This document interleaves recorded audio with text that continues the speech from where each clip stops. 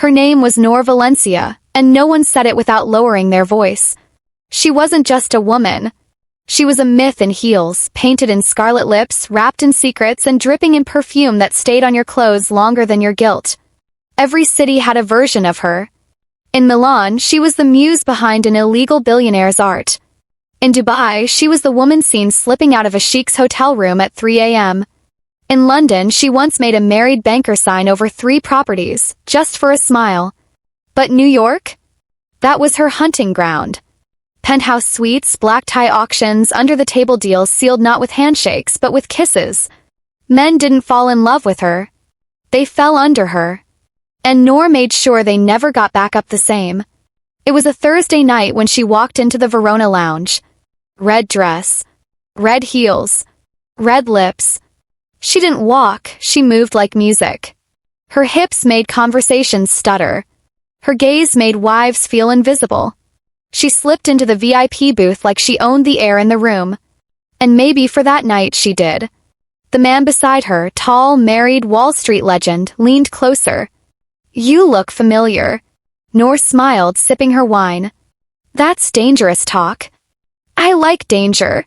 She let her fingers trail along his thigh. "You don't understand it." By midnight, he was in her hotel suite, naked, breathless, ruined. By morning, she was gone, red lipstick still on the mirror. "You'll dream of me until your wife catches you." Noor didn't keep trophies. She kept silence. No social media. No press. No photos. Her past was smoke. Her name wasn't even real. Noor Valencia was a character she wore like perfume. And no one ever got close enough to know the woman underneath. 'Cause that woman? She didn't exist anymore. Until a package arrived. No name. No return address. Just a black envelope slipped under her hotel room door. Inside, one photo. A blurry shot. Her. But not the Noor everyone knew. No heels, no lipstick, no power. This was her before. In denim shorts, barefoot, sitting on a broken porch in Texas, holding a baby in her arms. Her heart stopped. The child's face was half-turned. But she knew those eyes. 'Cause they were hers. Scrawled on the back of the photo in rushed handwriting. "You forgot where you came from. But we didn't forget you." Her hand trembled. The glass of wine she was holding shattered on the marble floor. Noor hadn't been to Texas in 10 years. She hadn't spoken to her family in 8. And the only baby she'd ever loved? She thought he was gone. She locked the door, backed away from the photo like it could set her on fire. Because the truth was, she didn't run from men. She didn't run from love. She ran from who she used to be, the girl with too many dreams and not enough protection. And now that life was knocking again. Hard. Noor didn't sleep that night. She sat curled in the corner of her suite, silk robe slipping off one shoulder, staring at the photo like it was a live wire. The image was old, maybe 8 years. But that baby. She remembered him. His name was Jace. Her baby brother. Except when she'd left, he was barely 2. She was just 21, a waitress in a small Texas town surviving off diner tips and old dreams. Her mom was a mess. Her stepfather? Worse. And one night it had gone too far. A fight. Creams. Blood. Noor had grabbed her passport, a duffel bag, and ran. She left without saying goodbye. Without taking Jace. Without looking back. And for all these years she told herself he was better off not remembering her. Until now. Now someone had found her. Not just found her, but reminded her of who she used to be. That night, she sat at the vanity and wiped the red lipstick from her lips slowly, staring at her reflection like it belonged to someone else. Was she still the same girl who once cried in the back of a broken-down car, holding a baby close while praying for freedom? Or had she become the very storm she used to run from? The next day, another envelope arrived. This time, under her breakfast tray. She hadn't ordered anything. Inside the envelope was a letter. Handwritten. "You left him. But he never forgot you. Kept your photo in a lunchbox. He used to tell the teachers his sister was a movie star. Now he's in trouble. Real trouble. And you're the only one who can save him.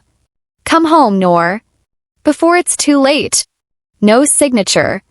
Just an address scribbled at the bottom, a trailer park in El Paso, Texas. Noor's stomach twisted.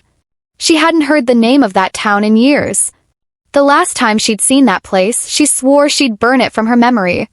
But now it was back, pulling her harder than any man ever had. She booked a private jet within the hour. No security. No designer luggage. Just one suitcase and a heart full of ghosts. As the jet soared through the clouds, Noor sat by the window, bare-faced, silent. The staff asked if she needed anything. She shook her head. For the first time in 10 years, she wasn't Noor Valencia. She was just Noor. Trailer park hadn't changed. Same rusted gates. Same kids running barefoot. Same smell of dust and oil and forgotten lives. She stood outside the address written on the letter, trembling. And then the door opened. It wasn't her mother. Wasn't a stranger. It was a teenage boy. Tall. Thin. Eyes dark and sharp, familiar in a way that made her chest ache. He looked at her for a long second. Then spoke. "You're late." Noor's lips parted. "Jace." He didn't smile. Didn't hug her. Just turned and walked inside. She followed him, each step heavier than the last.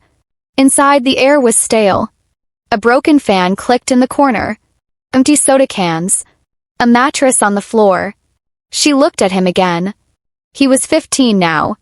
Kid with old pain in young bones. "Why now?" he asked. After all this time?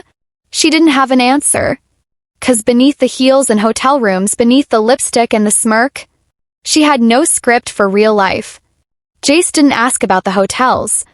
Or the money. Or why her dress probably cost more than the trailer they stood in. He just sat on the old couch, hands in his hoodie, staring at the floor like it might explain something she never had the courage to say. Noor sat across from him, knees tight together, unsure what to do with her hands. "I wanted to come back," she said quietly. He didn't respond. "I used to dream about grabbing you and running." "You didn't," he said, eyes cold. "You ran alone."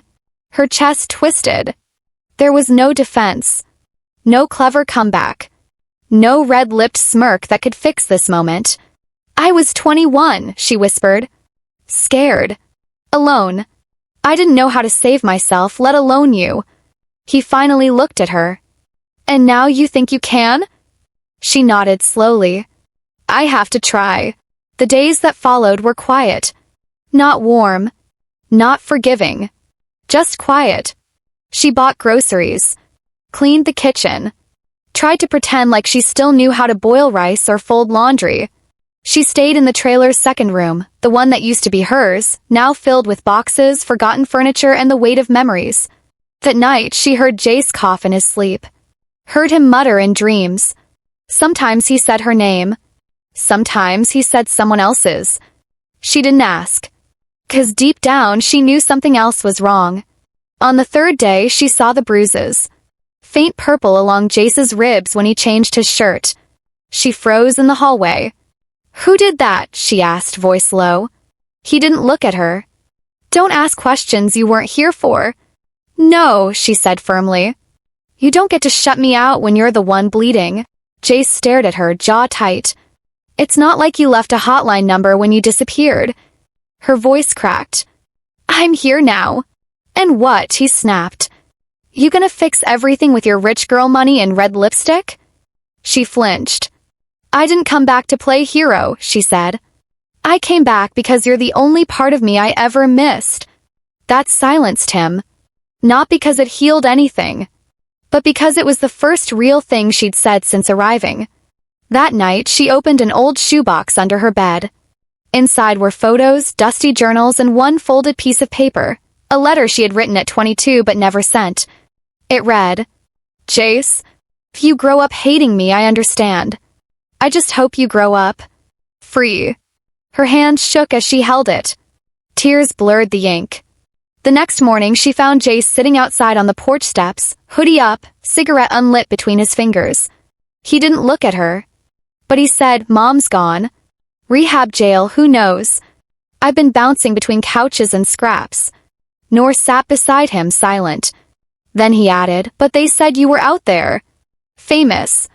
Untouchable. She smiled sadly. Touching everything just so no one could touch me. He exhaled. You always were a storm. She looked at him. Eyes soft. Voice steady. Then maybe it's time I learned how to calm. The next morning, Noor woke up before sunrise. No room service. No skyline views. Just the sound of the wind brushing against the cracked trailer windows and the low hum of a town that hadn't changed since the day she fled it. She sat on the edge of the old bed. No silk sheets, no champagne hangover, just silence. And peace. The kind that doesn't come from money. Kind that only follows truth. She walked outside barefoot, the porch wood cold under her skin. Jace was already there, hoodie up, staring at the street like he was expecting the world to collapse. I have to go back, she said softly. He flinched. Of course you do, he muttered. People like you always do. No, she said, walking closer. I mean, just for a little while. I have loose ends to cut. Things to close. I want to come back. But for real this time. Not as a visitor. And not as a storm. He looked at her. The anger in his eyes had dulled. What remained was something deeper, something like fear. You really mean it? She nodded. For the first time in my life. I do. Noor returned to New York for 72 hours. She canceled every future booking. Told her stylist she was done. Walked into her agent's office and slid a single photo across the desk, the one of her and Jace from all those years ago. I'm not selling fantasy anymore, she said. I'm finally choosing reality. The agent blinked. You're walking away from millions. She smiled. No. I'm walking towards myself. She withdrew every dollar from the offshore account she'd been building since the day she left Texas, the same one she never knew what to do with. Now she did.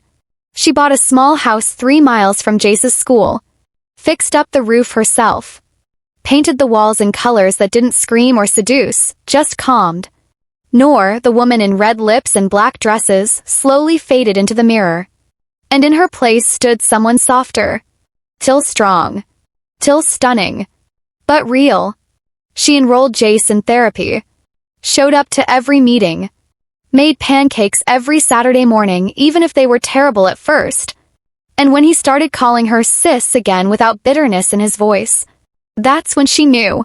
The storm hadn't passed. It had just finally found a place to reign. One afternoon, she found an old lipstick tube in her drawer, deep red, worn label. She held it for a moment, stared at it like an old enemy. Then she smiled, uncapped it, and wrote on the mirror. She was a storm. But she stayed.